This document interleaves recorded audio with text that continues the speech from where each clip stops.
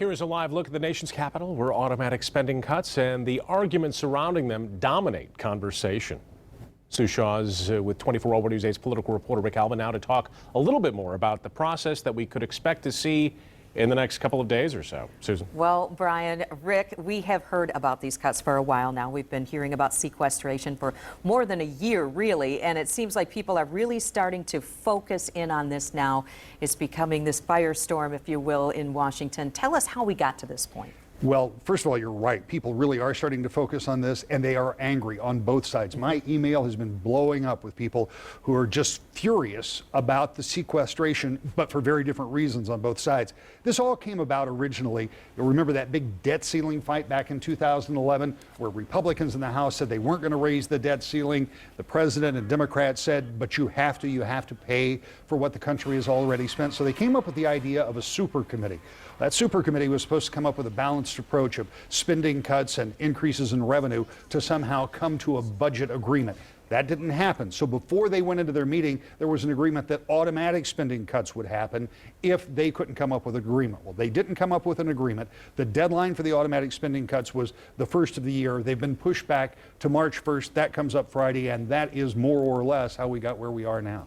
So there's a big divide over this. Certainly the idea, some people saying that cutting $85 billion from federal spending will create a hardship for people who just can't afford it and harm the economy. Others are saying this money is going to represent only really a reduction in the increased spending. Either way, the sequester goes, if that sequester goes into place, who's really going to be impacted by this whole thing? How's it going to shake out? It is a little difficult to know exactly. The White House put out a long list of what they believe the cuts would be on Sunday, and that included everything from education to the Federal Aviation Administration. It could, in fact, affect air traffic controllers over at the FDA, maybe meat inspectors, any number of things that could be touched.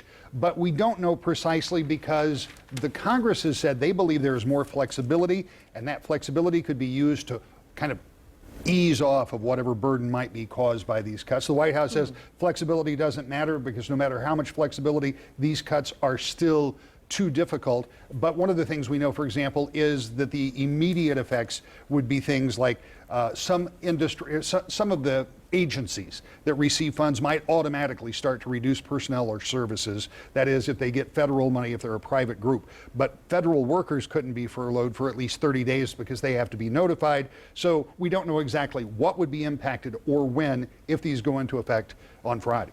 So what do you think the odds are that they will go into effect? What do you think the process is from here then? Well, you said it pretty well, just as you and I were talking before we went on the air. They're not even meeting with leadership until Friday morning. So the idea of them meeting Friday morning and having something done in time for these not to go into effect seems pretty slim. On the other hand, there is a lot of time to make a deal because, as I said, the immediate impact of these would not be felt on the very day if sequestration goes into place. And they could come up with some kind of an agreement, perhaps, that could push them further down the road, or something where they could look at different means to get these cuts into place. So I don't think it's impossible that there will be a deal, but it does seem to me that it's relatively unlikely there'll be a deal before Friday. So we're going to continue to watch this because it looks to me like something could be put together. I know the big meeting coming up Friday, but I don't expect much to happen before that. Okay. Rick, thank you for your thoughts on that. As we've said, the cuts will essentially take effect after Friday. So we're going to fill you in. We'll get a better idea of how the impact will be for us in West Michigan. Brian.